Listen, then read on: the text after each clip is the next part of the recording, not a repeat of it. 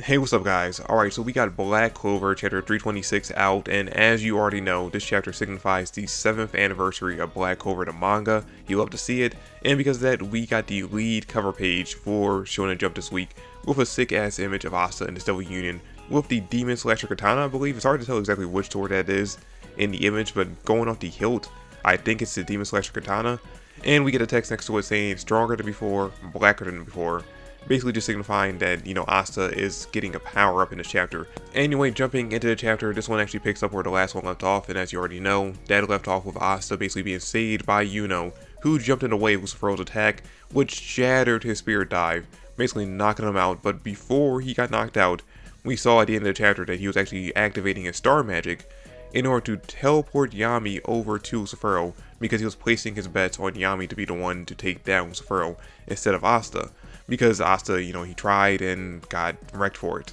But in the beginning of the chapter, we see that not only is he placing his bets on Yami, but he also teleports over Nock at the same time, because as you already know from the end of the chapter, Lucifer was actually prepared for Yuno to teleport Yami to either his left or right side. But instead, in the beginning of the chapter, like I predicted in my review,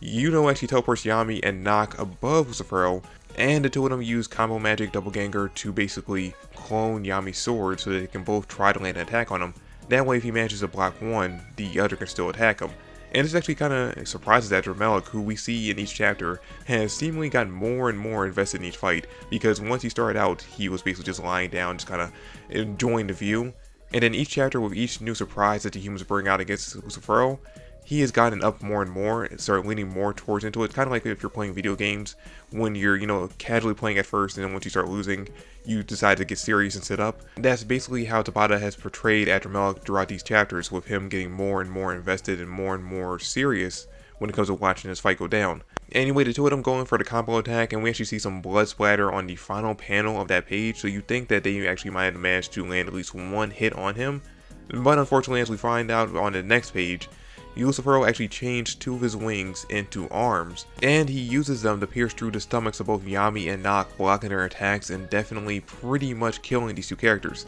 Now here's the thing, because I said killing, but I want to hinder the expectations of a lot of fans out there, because as you probably already know if you've been on Twitter, Reddit, YouTube videos, stuff like that, a lot of fans have complained throughout, since halfway through this arc, that there's no stakes in it because no characters are dying. Now, we've had characters come very close to dying, like Gaja back when they were fighting Megakula. He definitely was on death's door, but he got saved by Mimosa showing up at the last minute to heal him. Now, we already know that Mimosa's not going to be showing up in the next chapter to heal either of these characters, because we saw a few chapters ago that she was completely out of mana. That's the reason why she wasn't able to heal Asta back up to 100%. But, again, I want to hinder your expectations for all you out there who are calling for characters to die in this arc, because one, this is Tabata's writing style. He doesn't usually kill off good characters, he usually finds a way to save them at the last minute, so more than likely he's going to do the same thing to these characters. And there are other characters like Grey who could use her magic to heal them, so lower your expectations that one of these characters might end up dying, because I highly doubt either one of them are going to die. Although now that I think about it, this does bring up the question, what would happen if Yami were to end up dying, because Lucifer's, manifestation is kind of tied to both him and William. So if Yami were to die, would he get boosted up even more? Like, would he manifest to like 75% and then get the other 25% if he were to kill William? I mean, I kind of figured that once William and Yami got separated from the trio Kleepoff, their connection to Lucifer's manifestation got severed, but we have no official confirmation on that, so until we get it, we kind of have to live in fear that once the two of those characters die, Lucifer will be able to fully manifest into the human world. Then we see Lucifer switch his focus over to Asta, and in the moments before he lands an attack on Asta, we see Asta actually go into the mindscape, and I guess this is basically, since him and Leave might think that he might end up dying with this next attack, this is kind of Asta being pulled into Leave's subconscious, and in this moment he's actually seeing basically all Leave's memories, so he's seeing the entire history that Leave had in the underworld when he came to the surface, got beat up by all those humans who were afraid of him, and then when he got found by Lucida and raised by her for, I forget if it was stated how long he was raised by her. Was it only a few months, a few weeks, maybe a year at most? Regardless of how long it was still long enough for the two of them to bond and form a mother-son relationship. And we get to see that Asta finally figures out exactly what happened to Lucida in this chapter during the flashback sequence that he's getting from seeing Lee's memories. He sees her struggling against Lucifer and Lucifer killing her. And once Asta's done seeing the memories that Lee have of Lucida and her death, we see the two of them meeting in their subconscious, and we see that Apparently for this entire time, which I kind of figured, but we never actually had fully stated until this moment, that Lee was not only blaming Lucifero for killing Lucida, but he was also blaming himself for coming to the human world and meeting her, because he thinks that if he actually stayed in the underworld, if he actually would have been born with magic, and was not different, then he would never came to the human world, he would never would have met her, and he never would have caused her death. And in this moment when the two of them are meeting in their subconscious, Asta basically tries to relate to Lee, and he actually does a pretty good job, even though he doesn't console him for over his loss. He basically says that, you know, we both went through hardships because of the fact that we're born without magic, and because of those hardships we actually got to meet. And he's happy that the two of them actually did get to meet, because now the two of them can walk forward together as not only partners, but brothers. And that's exactly what the two of them end up doing at the end of the chapter, walking out their subconscious as brothers ready to face off against Lucifero. Now, here's the thing, even though Asta is calling Lee his brother in this chapter, nothing in this chapter throughout the dialogue seems to indicate that Asta is aware of the fact that Lucida is his mother. But considering the fact they actually get to see what Lucida looks like in this chapter through the flashback that Lee has,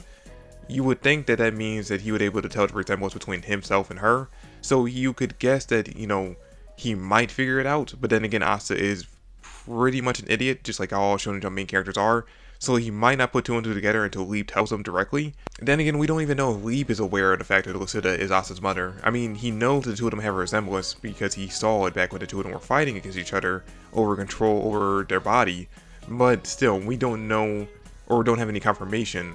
that Leeb is aware of this, so maybe we might go through the rest of the series without Asta even finding out that Lucida is his mother. I don't know, maybe if the series does continue on after this arc, maybe at some point, just like how Noelle and Nozel got to see their mother for the last time, her spirit, maybe in future arcs, or maybe at the end of this arc, the two of them will actually get to see Lucida's spirit, and they could actually have that final bonding moment where Asta actually finds out that she's his mother as well.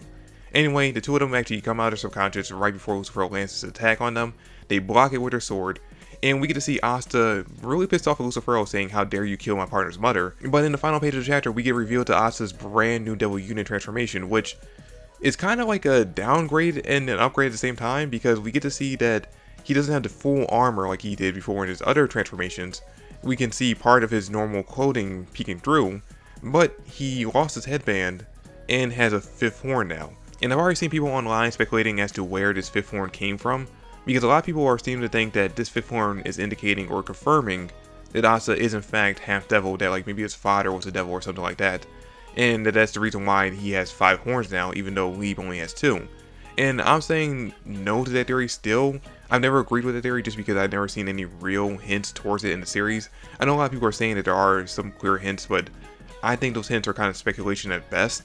I personally just think this is a choice that Tabata made early on when it came to devil-possessed characters, that in order to indicate them getting a power-up, he gives them an extra horn. So I'm going to continue with that theory until we actually get confirmation that Asta is half devil, which personally I'm going to be against the idea of him being half devil, because I like the idea of Asta being different from like Naruto or Luffy from One Piece, where they're kind of like destined to be these heroes or this certain character through their birth or their, inheritance. I personally just want Asta to be just, this normal kid who grew up without a magic in a world full of magic, and him working hard to get to where he is at the current point where he's pretty much the strongest character in the universe. But anyway guys, that's it for the video. Thanks for watching. I really do hope you all enjoyed it, and I will catch you all in the next one.